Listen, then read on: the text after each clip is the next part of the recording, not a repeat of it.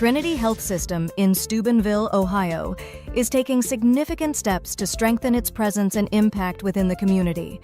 Among its recent developments is a potential integration with the University of Pittsburgh Medical Center, which could further enhance healthcare services and ensure long-term sustainability. The system has also expanded its reach by opening the St. Clairsville Neighborhood Hospital, providing vital emergency care and advanced medical facilities to the region. Additionally, Trinity's commitment to community wellness is evident through successful fundraising efforts, such as the raffle for medical equipment, which supports the acquisition of advanced technologies for patient care. These initiatives reflect Trinity Health System's dedication to promoting health and well-being throughout the area.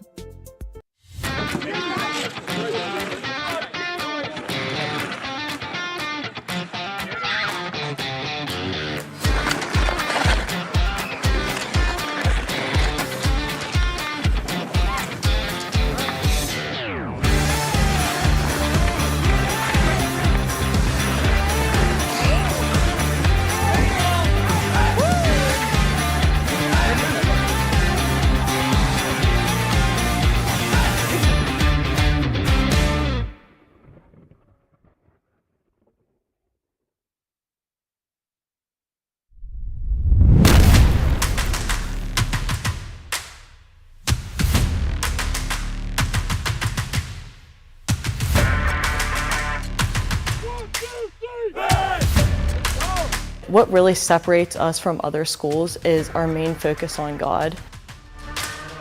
We are implementing virtues in our athletes. That's our number one job. It's not to win basketball games or whatever your competition is, it's to grow closer to Christ. I found the community here to be very authentic, very genuine, and something that I immediately wanted to be a part of. The program is just getting better and better and better.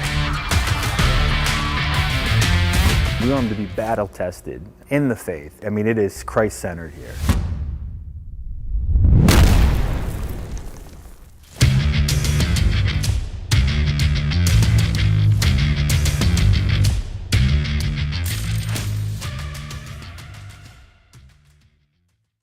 Welcome to the Harp and Habit, Steubenville's hidden gem. Here, Irish charm dances with local warmth. Picture shepherd's pie, fish and chips, and soda bread, all crafted with care. Whether it's family, friends, or romance, every meal becomes a celebration. Join us. Where good food meets great memories, you belong here.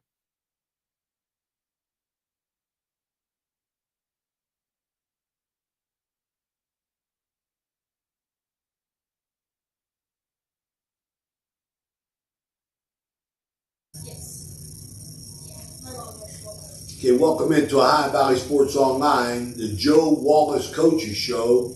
Everything Barron basketball here from the Harp and the Habit, McCarthy's Irish Pub, here on Franciscan Boulevard in Steubenville, Ohio, right beneath the Franciscan University of Steubenville. Welcome in, Joe Wallace. Coach, been 2 weeks. You've had a very, very busy 2 weeks. Try and recap, for our audience out there, the 4 or 5 games. I think it was 5 games that you played at that time. Yes, we did. We're sitting at 16-5 and 84 in the league. And during that time, we had two tough losses. We lost at Chatham by 2 points on the road, and then we lost to W&J by 4. Both games, possession swings either way. We pick up massive wins, and then other than that, we've taken care of business during that stretch. I think we had Waynesburg there at home. I think we won by a lot, and same thing with the Hiram game, and then Geneva this past Saturday. We played really well in stretches. Our defense was really ratcheted up. Heading into halftime, we were up 14, pushed it to 23. We were able to balance minutes, and that's what's kind of happened, in these wins recently. We've won big, and we've been able to balance minutes, go into our depth, and keep guys fresh, because what we're going to talk about next is going to be way more important than what just happened. But the one thing that we're learning right now, like the W&J, the Chatham game, is, and even all these other teams that are below us, they're trying to get really physical with our team. They're trying to disrupt our flow offensively. and they're trying to make these games muddy. And we've got to be able to embrace that, because as we go on this stretch run in the tournament play, we got to be able to win games ugly. You can't just rely on things being free-flowing and us in our fast-paced game and hitting a bunch of threes. And we've got to be able to match and exceed physicality that's been brought to us. And I think that's been what coaches are focusing on, how to disrupt us, is to put massive ball pressure on us, really deny our entry points to our offense, and then get really physical with our post players. And that gave us some problems against at Chatham. And we've been making adjustments. We've been working a lot on our habits on that. And we've really got to own into, like, teams are really trying to push us around right now. A lot to unpack about what you just said, Coach. I mean, like, I'm trying to remember all the questions I wanted to ask you. Let's talk. But the first impressions for me are, number one, the depth is outstanding. I mean, you got kids coming off the bench. I mean, I think you can go 10 deep, and we definitely can. And I don't care if they're playing a minute or two, but you're getting like Ciola. Oh yeah, I keep mixing him up. Is that Anthony or Joe? That's Anthony. Yeah. Okay, Anthony. I mean, like, he's coming and giving you 2 or 3 minutes in the last game, solid minutes. Oh yeah. I mean, doing a lot for you. So the depth is one thing that is outstanding for us, and is going to do us justice down the road. Mm-hmm. The second thing, though, Coach, is a big accomplishment, and it's not easy in sports. Yeah. But a big accomplishment I think that you guys have is you are winning the games that you're supposed to win. Yeah. I mean, and that's because of your talent and your confidence. You can never say that about teams past. My whole thing now is getting over the hump and beating the teams that are the ones that we got to knock down to be the champions. Yeah. Chatham and WJ and stuff like that, because your division is so strong. I want to talk about, Coach, your mental state of keeping on when you can't get that win against Chatham, or you couldn't get the win against W&J. What's your focus with your team on, we're right there, we are right there, we got to kick this door in? Yeah. I think it's pretty simple. It's just that we just keep falling back on our habits and small adjustments we're doing in practice every day, and the mentality. Like I alluded to, we're finding out like what teams are trying to do to us, and I think that's kind of been a known the last few weeks, is like get into these guys. And what you're saying there, Coach, excuse me, but I wonder what you're saying there. That tells me, in reality, that you have arrived. As far as the league goes, because now the best teams in the league are trying, like you say, muddy the waters with you. They got to they can't beat you straight up anymore. They got to come with a different habit, and that's a compliment to you. And now you got to come back with, okay, here's how we're going to handle it. That's what makes it fun. I mean, coaching a group that you have these bullets, and you can't get overcomplicated with things, right? Because we are who we are. And we do have the pieces. I said this back in the summertime with you guys, and I've said it this team is built to win it. We just have to, get lucky in the tournament, but we got to keep falling back on what we've done now for months with this group, but just keep harping on these little things like we just talked about. Like, we can't, like, you look at both the Chatham and the W&J game, and I mean, Sawyer Butler is the best player in this league, but teams are really... He's getting beat up. Oh, he's getting beat up. Oh, there's no doubt. I believe it. Yeah, I mean, it's the same thing, and we got it. Yeah, it's just... But... I mean, a credit to Sawyer, because he doesn't lose his composure. No. But I see him looking like, man, if that ain't a foul, I don't know what is. Yeah, there's been a few of those games, and it's, luckily in some of those games we've been pulling away, and it's not needed. But we've seen in those two games, the WJ and Chatham, both on the road, is what I just talked about, the way these teams are attacking us, it's just kind of disrupted the rhythm. And I'm not saying the rhythm of our offense is going to be really at a high level. It just needs to the ball needs to get to certain areas constantly to keep the flow going. Those games, it didn't happen. So then Sawyer feels, at that point, he has to take the load on himself and create and go and force things. And that's what the big harp has been on. Like, Sawyer's good when things are moving. He's not a selfish kid. You've seen that in these last few games. If they're going to take him out, keep things moving, find the opening, which we've done a good job of for the most part. But when things start to break down and there's not that confidence that the flow's moving and we're dictating the terms, that's when he takes the ball and is like, I got to do this on my own at sometimes. And we're trying to really get away from that because, yeah, he can do it, but it's not going to get us to where we want to go right now. And he's going to make plays. He's going to hit big shots. He's going to have another massive, maybe 40-point game when we need it. But we can't keep shouldering him to... What's your coaching point on that, Coach? How do you approach that? Yeah, I mean, like, you watch video and you can see he's forcing things in just 2 games, though, really. And they're 2 big ones. I don't blame it on him. I blame it on the rest of them for not executing their role. And that's what it is. It's like he's doing this because you guys are not showing that you're capable of the moment right now of executing the little things. So we've been harping on that. And, yeah, I mean, tonight's game is going to be a big indicator of where the rest of that group is because they're going to get really physical with us. They have offensive firepower in Chatham. They're going to get after him. They're going to keep the ball. They're going to try to deny the wings and all this stuff. And they're going to try to front our post. And we've got to be able to keep making those adjustments. And the ball's got to flip sides and the movement has to be there. And if it does, he's just himself in it all. And then he makes his big splashes when he pops open, gets steals, we get stops, and we're in transition. He gets to the foul line, and that's how he'll dominate games there. And he'll have, maybe what people are...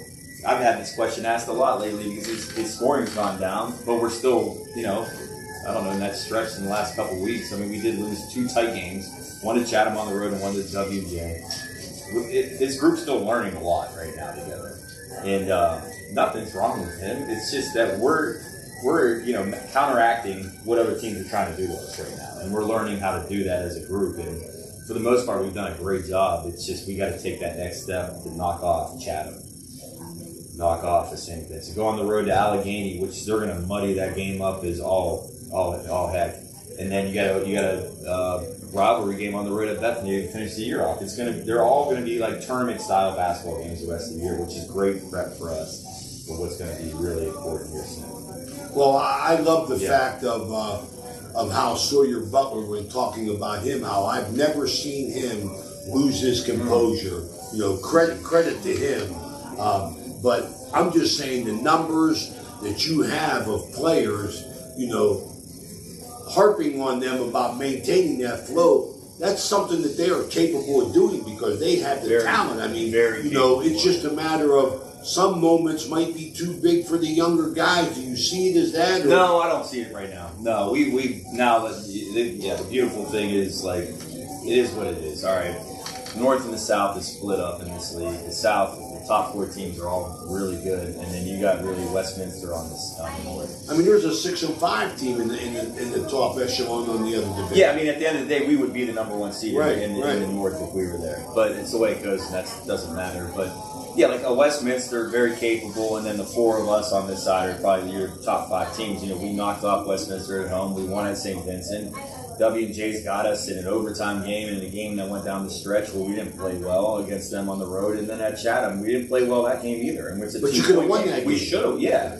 But we didn't play well. At the end of the day, we watched the video yesterday again. We're going back through it all.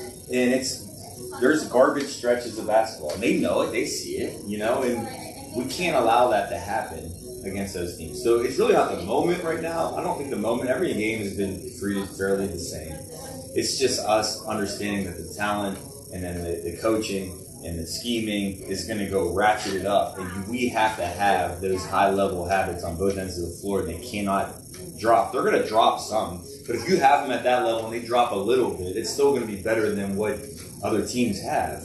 And again, like I said, I've been saying it all the time. I'm not lying. I'm not trying to promote. I'm not trying to. We are built to win this thing. We do have the pieces, the horses. It's I agree. Now I it's agree. the chess game of understanding what teams want to do to disrupt us right now. And that, and saying that, Coach, that comes from just familiarity of being in a league and seeing their personnel and how they're trying to come at you. Yeah. All right, this is the Joe Wallace Coaches Show from the Harp and the Habit, sponsored by Trinity Health Systems. Coach, I want to focus now on the challenge tonight against Chatham. Yeah, well, I mean, so they have the reigning player of the year in our league back, and Dion Pinkett. And, going into the last game, there is no doubt about it that inside of their little walls of Chatham, that it was beat into that young man's soul that everybody is talking about Sawyer Butler as the best player around. And that dude brought it to another level. He guarded Sawyer for basically 40 minutes of that game. and he made big time plays when it was needed. And we know that. And at the same time, it's like you have that guy coming back, then you have Levinson Xavier, who's another massive piece to a team that won it all last year. You have two really good offensive and defensive players on that team. Like I was just saying, like they really exposed us at times in that game with what I said. We have a massive size advantage, and we did not take advantage of that. We know that. Our 4s and 5s did not do a great job of being physical. We gave up offensive rebounds to the guards flying in the perimeter that created extra possessions in that game, which can't happen. Right. And then there was ball pressure issues that really disrupted us. And what ends up happening when the offense isn't moving, I mean, like Sawyer's feeling it, and he's like, all right, well, we're in this game, so I have to do something to make this happen. And he did in that game. He forced some tough shots, but then at the end of the day, they pushed the lead up to 7, 8, 9, and then he leads us right back, to give us a chance to win it. So we just can't go through those stretches of defensive lapses, which we had in that game, offensive rebounds, extra possessions for them, and then letting us dictate what we want to do. They're going to bring the heat up. Let's get it out, make it easy, and give it to somebody else and start the offense where not just our point guard's capable of starting it, but all 3 guards can start the offense. And that's stuff we've been really working on right now. So that's your kids just understanding, okay, they do this, we do this. Yes, exactly. I mean, so yes, and that's been, that's how it is in coaching. It's a journey. You're always getting, you're always feeling what's next, what's this team trying to do, and sometimes you have to go through it. And it'd be nice if we found a way just to win it by doing things ugly, but now we have a better feel for what they want to do with us. And then, go back to the W&J game. I think we over prepared for them in my looking back at that game. I mean, the thing about W&J, we'll see them again, is, they're going to press you for 40 minutes.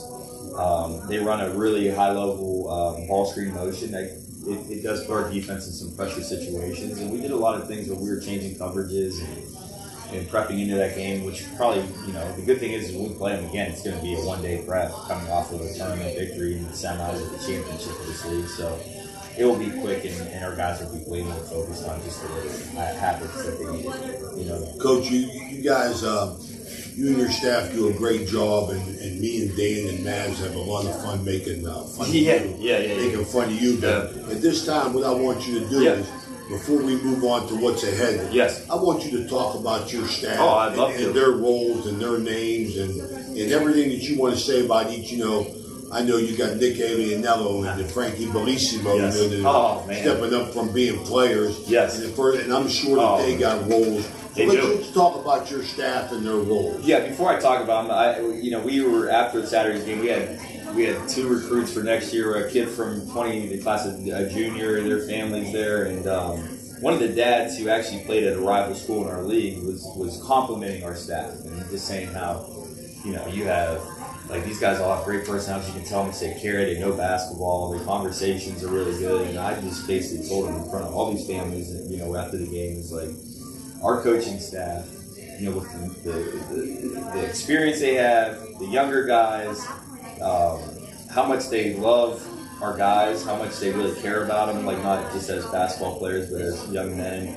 And then like the amount of work they put in on like prep work, working out with guys, and the recruiting aspect. It's like we have the best coaching staff in the country, in my opinion. I'm just saying that. I know I say some wild things, but I really believe that. I mean, it is. They allow me to right now, especially go through the stretch run, they allow myself to just be me right now and find the right buttons to push. What's the right mentality that this group needs? But back to them, like you got Adam Martello, who he puts it all out for these guys, and he is on the road. And, does a great job. And God willing, I think we're going to have another really talented class coming in again. And it's not just the talent; it's the right pieces and right people for this place. He's really set the tone in the last few years with that. I can't talk enough about that. How did Adam get involved, Joe?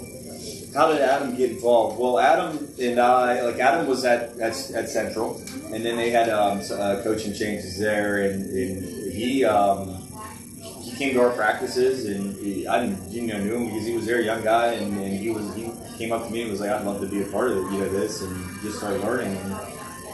I was like, sure. He did a great job. Yeah, for me. man, he's done an unbelievable job. He's totally in, man. He's all in. He's all in, and he's all about what we're about, you know, and that's what's, you know, there's no, like, yeah, we'll have like small arguments like we all do, but like we're all pulling the rope the same direction together, and that's a big thing, especially when you have so, I mean, we're gonna talk about, we have so many of them, but they all understand what the foundation of all this is. You know, so you got Adam, you got Coach Donato, who's been around forever, and you know, he does a lot of prep work on like special situations on the opponents, which is big. Whether that's, you know, baseline, out of bounds, sideline, late game situations, press offense, all that stuff, where that's his focus. That's a major part of the game. It's a major part of it. Special situations. Yeah, they are, and so he's in charge of all that stuff. And then you got, you know, Santangelo, who was with me before, head coach of Weir. You know, he focuses on the guards development, and then he rotates prep scouts as well. You got Aaron Foldy, who same thing, played, coached there, and then coached at Harrison. They're rotating scouts, so they're doing all the prep behind the scenes, and those have been massive. He's on your faculty now, right? He works at university, great hire, and they do all the prep work where I just have to take what they've already got and watch a couple games, watch the edits, see what they're thinking, and then make decisions on what we want to do for that game.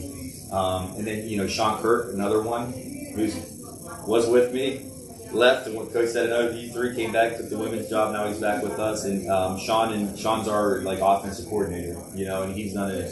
The two of us got together last year after the season, and we kind of put this thing together, and it's kind of a blending of a lot of different concepts, but Sean has a great offensive mind. He does a great job on the recruiting trail. He does a great job with our players. I mean, like, this is the truth. We're going to talk forever about this one. You know, and he's been a great asset. He's going to be a great coach, continue, you know, a head coach at some point. And then we have the young guys. You got Aliel and Bellissimo, and those two dudes are totally different. Frank's more involved with like the scouting aspect with the assistants. You know, he's trying to get calls, trying to get all like putting together what they're trying to do, like what we're going to try to do defensively against their offense. And he's done a great job with the culture. Nick works with our post players too, and then Nick is as good as a culture guy as it gets. Yeah, great teammate he was. Yeah, he was, and he continues that as an assistant. And Nick knows how to push my buttons still. He did as a player, and so he does that to keep me, you know, fired up when I need to or relaxed. When I see Nick walk in, I smile, both him and Frank. And then, and John Pizzuti, who's been with me forever. And John, you know, his role at university stuff, he's our, you know, executive director of legal affairs. He's a lawyer. He has to deal with a lot of stuff. But he takes time throughout the day to do individual workouts with guys too. So that's just a broad scope of what everybody's doing. Yeah, I wanted to get them on because they do a great job for you. I wanted to make sure we mention their names. Never forget them. No, we'll never forget those guys. I mean, that's why we're successful right now. It is the truth, you know. It is the truth, and not just with bringing players in, taking care of them, prepping, developing, in the culture. Yes, it is at an all-time high level right now. We're talking Barron basketball here with Coach Joe Wallace in our Joe Wallace Coaches Show from the Harp and the Habit, Steubenville's Irish Pub. Coach, remainder of the season. Here we go. Five? We got 4 left. We got Chatham. Then we go to Allegheny. And then we have St. Vincent here again next Wednesday for senior night. And then we end at Bethany. And they all are going to be really big. And none are bigger than any other ones. I know this Chatham game's going to seem massive, but, you know, they're all... When will the tournament start, Coach, after that Bethany game? So after that Bethany game's on Saturday, Tuesday. So we'll go Tuesday, Thursday, Saturday is the championship game. So it is what it is. Wow. When can we get a show in there? 7 and... You don't want to do it on game day. Maybe we could do it on Monday. Yeah, we'll do it Monday. Monday after the Bethany game, we'll be back on. Yeah, so... But I really... You know, I like the way this schedule's is moving down the stretch here. You got 2 really massive home games with teams on our side that, you know, we're fighting for position with. And then you go to an Allegheny who's going to play a little bit more of a grinding style on the road, where you just got to hack all your habits and find a way to win that. And then you got a rivalry game on the road to end it. And they're at this point probably going to that game. They're not going to be playing for anything but pride at that last game. So you can throw everything out the window. So we just got to find the different matchups and different, you know, spotlights will be on all those games. But it's going to give us a lot of good prep heading into what's going to head. They all present different challenges. Yeah, all very different challenges. So I like it though. I like what we're doing right now. I love the makeup of the team, the attitude, the psychology of them. They've been very businesslike but loose. Is that they're not getting tight right now, and that could be a thing with a team that's the moment's not too big. No, it's not. It's not. And then having two big ones at home are going to be nice, but. Yeah, every day is at practice. It's a loose team, but it's a loose but focused team. Does that make sense? Yes, you have it to does. push the button. They're focused. We've been I've been balancing liking it, like having things light, but at the same time very serious with them. So I'm very pleased with everything right now. It's just we gotta get it done. That's it. All right, final push. The final Before push. tournament, got 4 big ones left after tonight's game with Chatham. This has been Ohio Valley Sports Online, bringing you the Joe Wallace Coaches Show. I want to thank our sponsor, Trinity Health Systems. We'll see you Monday after the Bethany game. Tune in. We're on the air 15 minutes prior to tip-off at OhioValleySportsOnline.com. Thanks for watching. Go Barons. Hauser Furniture prices and in-store financing won't be beat.